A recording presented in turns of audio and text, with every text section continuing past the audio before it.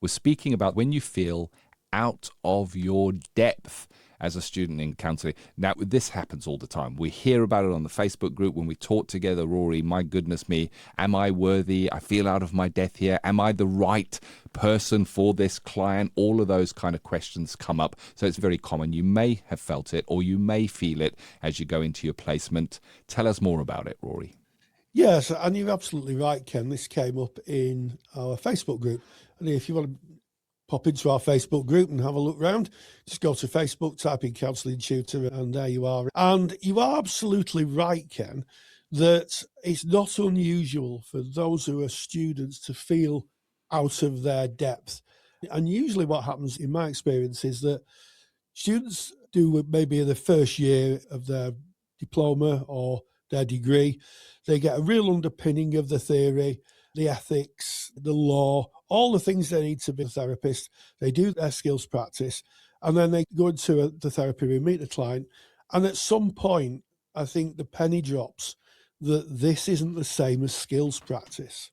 This isn't like doing skills practice with a peer. Clients can go off the script. Clients can not end on time. Clients can bring material which, quite frankly, can be incredibly hard to listen to. As a therapist, I've heard stories that they don't quite give me nightmares, but I wouldn't want to dwell too much on them. If they do come up as I'm thinking around the house, I tend to bracket them off and put them away. And I think what happens is it can be very overwhelming. And also I think that students carry a massive sense of responsibility, which is a good thing. But I think the wisdom of being a therapist is how much responsibility you carry. There are things that you need to be responsible for. And as I always say when I was working with students, you're responsible to the client, not for the client, unless really you're working with children. But it is a big thing that comes up, and it can look like, I can't do this anymore, I'm frightened, I'm scared. And I think it's really important that students are encouraged to voice this, both in training, maybe it's in a case discussion or a personal development group, and certainly to voice it in supervision. Because if it's not worked through and discussed, what could happen is that in some cases, the student therapist can end up as unwell as the clients who they are seeing. They can get into real difficulties. If you are a student out there and you're feeling this, first of all, I'd say you're not on your own, Ken. Yeah, that was my starting point, Rory, is that we want to normalize this and say you're certainly not on your own. It means that you care. That's what it really means. In fact, this is such a popular topic. If you are a member of our student library, we call it the CSR, which is the Counselling Study Resources. There's a lecture in there. Just go in and search the term imposter syndrome. It is phenomenal. And it really delves deeply into the psychology behind this.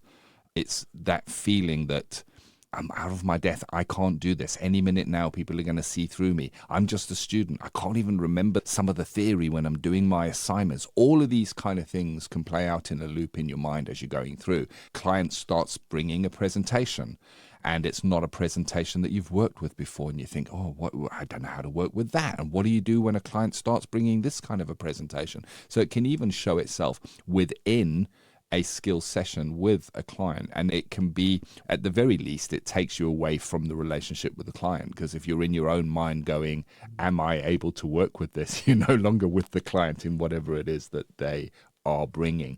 And I wanted to give a quick fix. So we've normalized it, that everybody goes through this. And here's a secret. That lecture that I just mentioned that's in the student library, that exact same lecture is in our qualified practitioner CPD library that can only be accessed by qualified practitioners. Guess why? Because it doesn't go away. That imposter syndrome shows itself again and again. So it's as relevant. So we've normalized that. And I want to give you advice that I was given from my supervisor when I took this in, because I did, as you said, Rory, very soon in my placement practice, I was in at my supervisor going, I just don't know if I'm the right person for this. I don't know if I'm doing it right. I don't know if I'm good enough to be doing this. And my supervisor reminded me that it doesn't matter what the client's presentation is. It doesn't matter whether I've heard it before. I don't need to be an expert on every single form of presentation that a person can bring in. What I need to be is warm, empathic, non-judgmental, hold the professional space, and just gently welcome whatever it is that client is bringing. I'm not there to fix them. I'm not there to make them right, that at the end of the session they'll stand up and go, I went to see my counsellor and that's all sorted now. It's not my job, and it's not yours either. You're there to hold that space and to hold that client. And within that, you don't have a responsibility to sort it out, to have the right answers, to understand and remember the theory so you can weave it into your session. Those things matter less than you're actively listening, really hearing that person. And Rory, we can go into now how that relationship and being heard is often seen as the most important part in therapy because it's so rare in everyday life. Yeah, I think that's if we want to use the term a curative factor, is being heard. I think a lot of people, as we've said many times, Ken, listen to respond. They don't listen to actually hear. And when someone talks about their story and they're not judged or questioned, or someone comes up with 15 great ways that they might be able to cope, they're just listened to and heard. I think it's really powerful. And I've witnessed, as I know you have, Ken, huge transformations in the room where people have talked about something and their own self-healing power has started to kick in. Once they're in a non-judgmental and empathic space and they're regarded as humans, the idea, it's in person-centered therapy, but I think it's in most therapies. It's the root of most therapies, if I think we're being honest. Their own self-healing properties start to activate. And people can sometimes talk themselves into a better place by being able to talk about what's going on, what happened.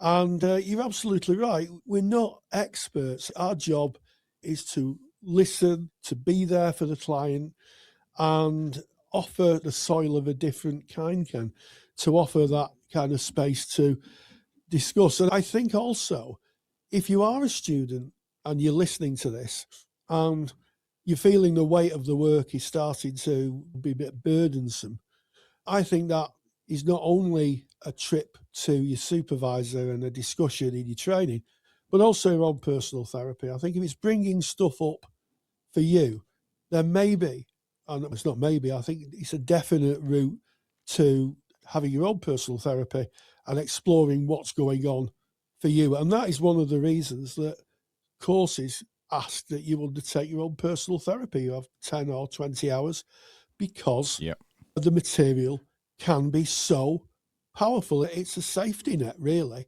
But yeah, I know that lecture you discussed that's both in the CSR and the CPD library, absolutely fantastic. The amount of people who've watched it a million times better about themselves is we sometimes get the odd email saying, oh, it was great, that.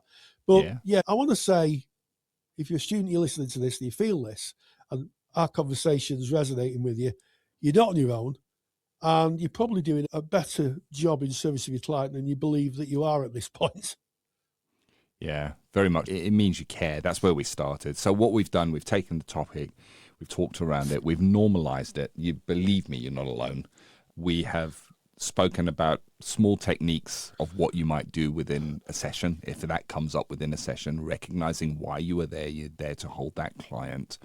And then importantly, Rory has taken that to the next level of how might you work with that then? And it's about self-reflection, it's about journaling, it's about really thinking about it and exploring it. One of the things about imposter syndrome is it wants to hide itself away. I don't want anybody to find out that I'm out of my depth because my tutor might pull me or my supervisor might say, oh, then you're not fit for practice. So it keys into negative ways of thinking, and getting it out in the open by thinking about it reflectively, journaling about it, speaking with peers about it. Can you relate to this? Do you have any of these kind of feelings, so that it normalizes in that workplace. Bringing it up in professional discussion when there's an opportunity with your tutor, with your peers in your reflection group, and certainly taking it to your supervisor, who I promise will warmly welcome this topic. Yes. Warmly welcome it. Are all the ways of dealing with this and working with it. Yeah, and it does show itself a number of times through life. It's completely normal. It's only because you really care about what you're doing. Any final thoughts on that, Rory? Yeah, I think that if you are a student and you're sitting in that chair either behind the desk or in the circle in the classroom, just remember that you didn't get your seat without somebody believing in you. Your tutor believes in you. I think it's something that's unseen really in counselling training. But when people apply for certainly practice level courses, and by practice level, a course that then will allow you to go on and work with clients, the tutors spend a lot of time considering readiness, emotional robustness. Is somebody in a place that they can confidently be given that fitness to practice letter, which really it's a letter of comfort to the placement provider to say this person's ready to work with clients at a certain level. They're not given out lightly. Places on courses aren't given out lightly. They're done with a lot of consideration and in some cases a lot of soul searching. So take that confidence that perhaps is not said when you're on a practice-based course and pop it in your pocket, carry it with you, because your tutors have confidence in you. They wouldn't have taken you onto the course if they weren't confident you would be able to engage with the work.